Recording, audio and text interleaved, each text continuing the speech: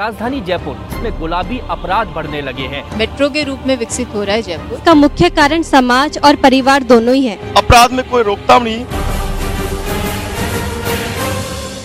नमस्कार, जनता की आवाज में आपका स्वागत है। मैं हूं आशीष पाराशर और आज हम हैं राजधानी जयपुर में। राजधानी जयपुर जिसे कहा जाता है छोटी काशी, लेकिन आज अगर आप अखबार उठाकर राजधानी जयपुर की कुछ खासियतों पर या कुछ चीज़ों पर नज़र डालेंगे तो पढ़ने के साथ ही जयपुर का हर बाशिंदा सुबह से शाम तक शायद शर्मसार हो जाता है जब जयपुर में आए दिन जो गुलाबी शहर है इसमें गुलाबी अपराध बढ़ने लगे हैं। जी हाँ, हम बात कर रहे हैं देह संबंधी अपराधों की जो जयपुर शहर में लगातार बढ़ते जा रहे हैं। ह्यूमन ट्रैफिकिंग जयपुर में आम हो गई है। अनैतिक व्यापार, अनैतिक कार्य जयपुर शहर में आज रोज पुलिस की किसी ना किसी कार्रवाई में इस तरह के काम पकड़े जाते हैं। आखिर क्यों फल फूल रहा है ये गंदा धंधा जयपुर में, इस पर आज हम चर्चा करेंगे हमारे इस खास कार्यक्रम में। और जो लोग इस चर्चा में हमारे साथ बने रहेंगे मैं उनका परिचय कराना चाहता हूं। हमारे साथ हैं अर्चना शर्मा जी, प्रवक्ता हैं प्रदेश कांग्रेस की। हमारे साथ रामकिशोर मीणा जी हैं, भाजपा नेता हैं, पूर्व मंत्री रहे हैं रामकिशोर जी। जयपुर में ही रहते हैं इसलिए रोज इन सब चीज़ों से सुबह शाम दो चार भी होते हैं। हमारे साथ राजश्री जी हैं, मनोरोग चिकित्सक हैं और साथ में गौतम हॉस्पिटल है उसमें है डॉक्टर अनीता गौतम हैं, कंसल्टेंट हैं, साइकियाट्रिस्ट हैं जो कुल मिलाकर यहाँ पर लोगों की कंसल्टेंसी भी करती हैं। मंजू शर्मा जी हैं, भाजपा नेता हैं, हमारे साथ यहाँ पर हैं। दिलीप तिवारी जी हमारे साथ हैं, अध्यक्ष हैं होटल एसोसिएशन के। कुछ लोग और हमारे साथ इस चर्चा में जुड़ेंगे जब ये चर्चा शुरू होगी। लोग यहाँ पर आएंगे। सबसे पहले मैं आता हूँ रामकिशोर जी, आपके पास ही सबसे पहले आ रहा हूँ। जयपुर शहर में पिछले कुछ अरसे में इस तरह का व्यापार, अनैतिक कार्य बहुत तेज़ी से फले फूले।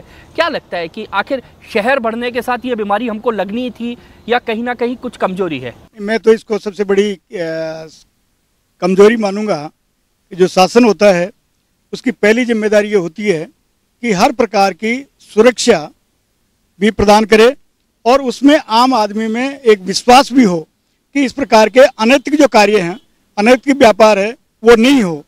कोई भी बच्ची इस काम में नहीं आना चाहती, लेकिन कुछ परिस्थितियां ऐसी होती हैं जिसके कारण से मजबूरी में उसको इस धंधे में या तो लाया जाता है मजबूरीवश, या फिर उससे इस प्रकार के कार्य करने के लिए प्रोत्साहित किया जाता है ताकि वो वर्तमान युग में जिस प्रकार से उनकी एक आवश्यकताएं बढ़ गई हैं, तो ये हमारे जयपुर के लिए एक बहुत बड़ी कलंक की बात है। क्योंकि जयपुर का एक इतिहास रहा है, यहाँ पर एक से एक आदर्श हमारे जयपुर ने पूरे देश को दिए हैं और उसमें इस प्रकार के जो अपराध आए दिन बढ़ने लगे हैं उससे हर आदमी जो जयपुर के लिए एक बहुत बड़ा शुभचिंतक के रूप में है वो शर्मसार होता है।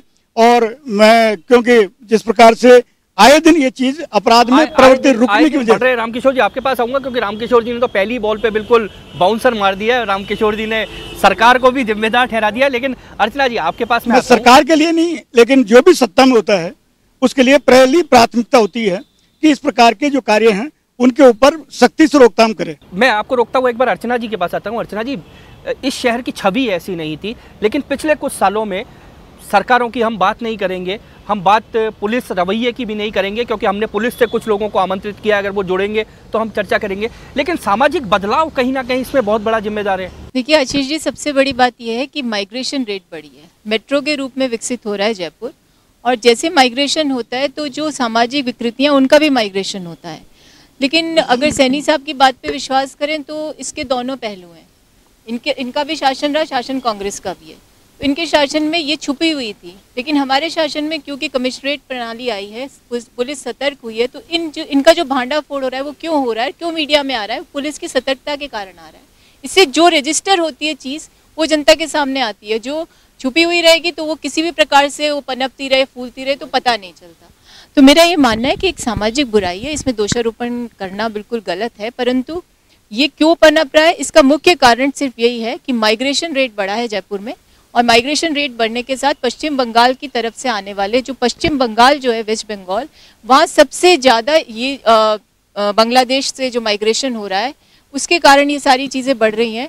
और आपने देखा कि बांग्लादेशियों की बस्तियां भी आ गई हैं जयपुर में, और क्लस्टर्स के रूप में जगह जगह कच्ची बस्ती में वो लोग रह रहे हैं। तो जो सेक्सुअल एक्सप्लॉयटेशन या यूँ कह सकते हैं कि प्रोस्टिट्यूशन जो बढ़ा है इसका मुख्य कारण सिर्फ यही रहा है कि माइग्रेशन बढ़ने के साथ, और आपके सामने इसलिए आ रहा है, मीडिया के सामने, क्योंकि पुलिस प्रशासन भी सतर्क है और इन सब चीज़ों का जो भांडा फोड़ रहा है उसके कारण आप लोगों को भी इसकी जानकारी। चलिए आपके बाद मैं राशिनी जी के पास आऊँगा। राशिनी जी, क्या जो देखते हैं कुल मिलाकर जो स्थितियाँ यहाँ पर बनी है, अनीता जी के पास में आऊँगा। अनीता जी, जो स्थितियाँ उन्होंने कहा कि सामाजिक बुराई है, एक माइग्रेशन ने कहीं ना कहीं इस चीज़ को बहुत पनपाया है, क्या लगता है मानसिक रूप से भी लोगों में कुछ चेंजेस आए हैं जिसके कारण ऐसे अपराध बढ़े हैं? ये जो चीज़ आजकल ज़्यादा बढ़ रही है, इसका मुख्य कारण समाज और परिवार दोनों ही है। जैसे आजकल एकल परिवार ज़्यादा बढ़ रहे हैं, तो इसकी वजह से जो डिसिप्लिन पहले था, जो जॉइंट फैमिली में डिसिप्लिन था एक परिवार में, वो अब खत्म हो गया है। दूसरा, परिवार में टूटन भी ज़्यादा बढ़ रही है, परिवार टूट रहे हैं, जिसकी वजह से बच्चे जो हैं वो अपना इमोशन, जो ग्रेटिफिकेशन है, वो बाहर करते हैं, तो इस वजह से वो गलत संगत में भी पड़ सकते हैं। तीसरा कि आजकल माँ बाप दोनों ही वर्किंग है, जिसकी वजह से वो बच्चों पे कम ध्यान दे पाते हैं, जिसकी वजह से बच्चे बाहर जाके इन बुरी आदतों में फंस जाते हैं। जैसे आजकल की कितनी पार्टीज़ है जहाँ पे ड्रग्स वगैरह ज़्यादा ली जाती है, ये रेक पार्टीज़ जहाँ होती है वहाँ पे इन चीज़ों को बढ़ावा दिया जाता है। ये एक छुपा हुआ प्रोस्टिट्यूशन है जो हायर क्लास में है, छुपा हुआ है जो, पर फिर भी ये जो सामने आ जाता है, हम शायद वही तस्वीर देखते हैं। हमारे साथ अब इस पूरी चर्चा में जुड़ गए हैं यहाँ पर सुमित गुप्ता जी, एसीपी अशोक नगर हैं, जयपुर शहर में जो अशोक नगर है वहाँ से हैं, एसीपी हैं। सुमित जी, आप हमारे साथ जुड़े हैं।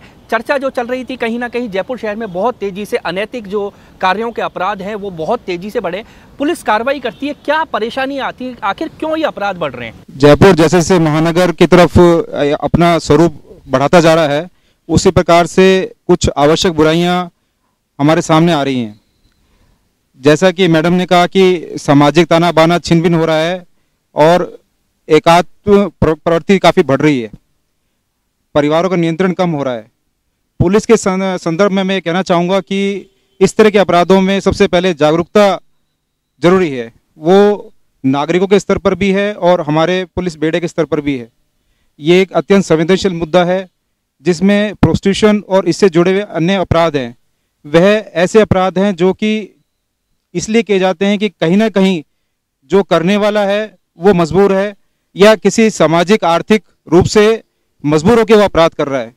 तो सबसे पहले ऐसे क्षेत्र जहाँ पर इस तरह के अपराध किए जा रहे हैं या हो रहे हैं, जिनकी रिपोर्ट्स आ रही हैं, उनके बारे में जनता से संवाद और हमारे पास सूचनाओं का आना और उन पर कार्रवाई, और कार्रवाई भी केवल ये नहीं कि केवल एक केस विशेष में कार्रवाई कर दी जाए, वरन उसकी तह में जाके पुलिस ये पहचान करती है कि इसके पीछे कोई सक्रिय गैंग या ह्यूमन ट्रैफिकिंग में कोई एजेंसी जो लगी हुई है, जिनके तार जरूरी नहीं कि जयपुर तक सीमित हो, वो अंतर्राज्यीय भी हो सकती है और अंतर्राष्ट्रीय भी हो सकती है। सुमित जी, आपके सामने एक बड़ी समस्या, बिल्कुल मैं इसी सवाल पे आ रहा था कि अब ये सिर्फ बहुत छोटे से में सिमट कर नहीं रह गया है, ये कहीं ना कहीं बहुत आगे बढ़ गया है, इसलिए समस्याएं ज़्यादा हैं। ये सही है, इनका एक पूरा नेटवर्क है, नेशनल लेवल पर भी इसका पूरा एक स्टडी हुई है और ये चीज़ सामने आई है कि एक बड़े ऑर्गेनाइज्ड क्राइम के रूप में ये क्राइम सामने आ रहा है।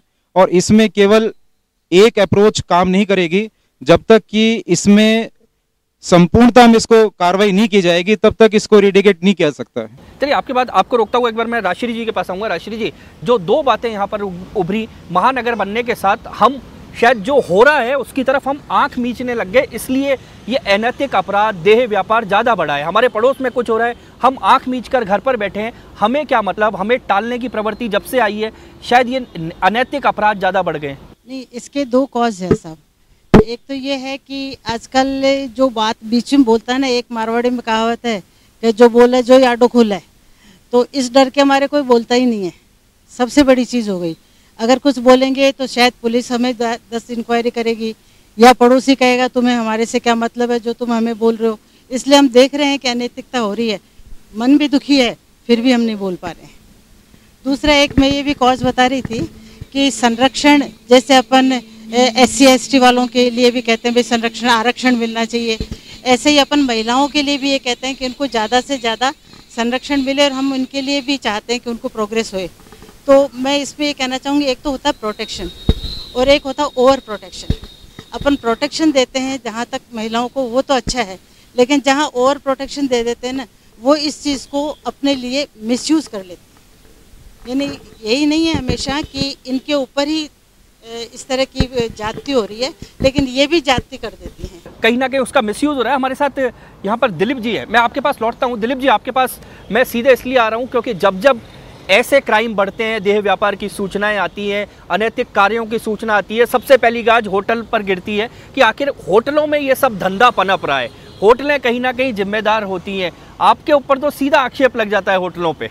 ये कहना सही है कि ये अनैतिक व्यापार के लिए जो महिलाएं बुलाई जाती हैं ये बाहर से आती हैं। राजस्थान में इसका प्रचलन बहुत कम है, बाहर से आती हैं और लोगों का मानना यही है कि ये होटल, धर्मशाला या ये इन्हीं जगहों पर ठहर करके और ये अनैतिक धंधा पनपता है।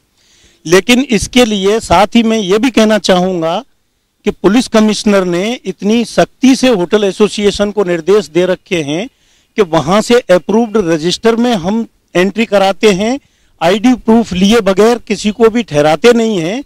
उसके बावजूद भी होटल्स इतने हैं कि जो हमारे मेंबर नहीं हैं वो लोग जो है कहीं ना कहीं होकर के उस छोटा स्वार्थ, कम निजी स्वार्थ, ज्यादा कमाने जी की जी लालसा। निजी स्वार्थ के कारण जो दूर दराज जहां एक्चुअली रेलवे स्टेशन, एयरपोर्ट या बस स्टैंड की अप्रोच नहीं है और दूर दराज में जिन्होंने होटल खोल रखे हैं और जहां कस्टमर इजीली अप्रोच नहीं कर पाता उन होटलों को, वो कुछ पैसा कमाने की लालसा में और इस तरह के धंधों ऐसा करते हैं। दिलीप जी का कहना है ऐसा करते हैं कुछ होटल, ये मानते हैं और कार्रवाई भी की जाती है होटल एसोसिएशन की। हम चर्चा करेंगे आखिर क्यों बढ़ते जा रहे हैं ये अपराध। फिलहाल लेते हैं एक छोटा सा ब्रेक। राजधानी जयपुर में गुलाबी अपराध बढ़ने लगे हैं। मेट्रो के रूप में विकसित हो रहा है जयपुर। इसका मुख्य कारण समाज और परिवार दोनों ही है। अपराध में कोई रोकथाम नहीं।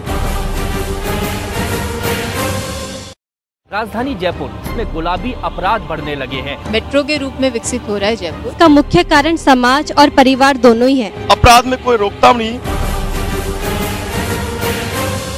ब्रेक के बाद कार्यक्रम में एक बार फिर से आपका स्वागत है। ब्रेक से पहले हम चर्चा कर रहे थे दिलीप जी के साथ। दिलीप जी, लेकिन एक बड़ा सवाल है कि जब जब ऐसी होटलें सामने आती हैं, कुछ होटलें तो ऐसी होती हैं जहां लगातार देह व्यापार की सूचना मिलती है, होटलें पकड़ी जाती हैं, क्यों नहीं एसोसिएशन कार्रवाई करके ऐसी होटलों को ब्लैकलिस्टेड करता, उनको बाहर करता? नहीं, हम लोग ये इसमें कदम उठाते हैं और होटल एसोसिएशन से उनकी जो है मेंबरशिप सस्पेंड करते हैं, उनको खत्म कर देते हैं। और जहां हमने एक कमेटी एक्चुअली गठित की हुई है, वो पहले जाके होटल का इंस्पेक्शन करती है, उसके बाद ही मेंबरशिप प्रदान करते हैं और उसको पुलिस कमिश्नरेट से जो हमको निर्देश दिए गए हैं उसके अनुरूप ही हम उनको पूरे दिशा निर्देश वहाँ पे और रिसेप्शन पे भी हमने वो लगा रखा है कि ये आईडी प्रूफ देना बहुत जरूरी है। तो ठहरने से पहले कोई भी जो है कस्टमर आता है तो उससे आईडी प्रूफ वो ये मानस बना के आता है कि मुझे देना ही पड़ेगा। चलिए, आपके पास रामकिशोर जी, आपके पास इसलिए आ रहा हूँ क्योंकि ये धंधा ऐसा है, ये गंदा धंधा सब कहते हैं और सालों से चला आ रहा है। कहीं ना कहीं उसको ब्रेक करने की इच्छा शक्ति जो है हर चैन में नजर नहीं आती, चाहे पॉलिटिकल सिस्टम से लेके नीचे तक हम बात करें। क्यों नहीं विल पावर वो है कि इस सिस्टम को ब्रेक किया जाए, इस धंधे को बंद किया जाए, हम पुनर्वास प्रयास करें। आखिर ऐसे जो इन कामों में लगी हुई हैं, क्या राजनीतिक इच्छा शक्ति कमजोर है? इसमें एक प्रमुख कारण राजनीतिक इच्छा शक्ति का भी है और कारण भी हैं, और उसके हिसाब से जब तक इस चीज़ का नहीं होगा, क्योंकि ओवरऑल जब इच्छा शक्ति का नहीं होता है तो फिर वो शासन बदनाम होता है और उसको ही नुकसान होता है जो सत्ता में होता है। तो उसको निश्चित तौर से ये कार्य करना चाहिए, तत्परता के साथ करना चाहिए। और इसमें क्योंकि ये जो शहर पहले बहुत बदनाम थे, मुंबई था, कलकत्ता था या मतलब दिल्ली था, उसमें रेट कम होता जा रहा है। मुंबई में तो पिछले 2 महीनों 3 महीनों से एक पुलिसकर्मी ने इसी व्यापार का बैंड बजाने की ठान रखी है और उसके खिलाफ शायद मुंबई के ऐसे देह व्यापार करने वाले लोग एकजुट हो रहे हैं। तो वहां पर कुल मिला के राजनीतिक इच्छा शक्ति मजबूत है कि उसको फ्री हैंड दे रखा है? नहीं, वो इच्छा शक्ति का तो होना बहुत जरूरी है और उसके बाद में ही तब जाता ही इस चीज़ का, ये जो बहुत बड़ी बीमारी है, इसको हम दूर कर सकते हैं। और इसमें अभी देखने आया है कि आम आदमी का विश्वास धीरे धीरे उठने लगा है। हमारा पुलिस का सब इंस्पेक्टर है, यात्रा करके आ रहा था, उसकी बहन बेटियों को भी छेड़ा तो उसके साथ क्या हुआ। इस प्रकार की जब घटनाएं होती हैं तो निश्चित तौर से उनको तो बल मिलता है, और जिनके साथ इस प्रकार की घटनाएं होती हैं या उनको जो रोकथाम करता है उसमें जो रोड़े आता है उसको सबसे पहले लेने लगे जो शरारती तत्व हैं। तो इनके ऊपर जब तक लगाम नहीं लगाई जाएगी तो इसके कारण से वो अपराध बढ़ता जाता है। चलिए आपको रोकता हुआ एक बार दिलीप जी को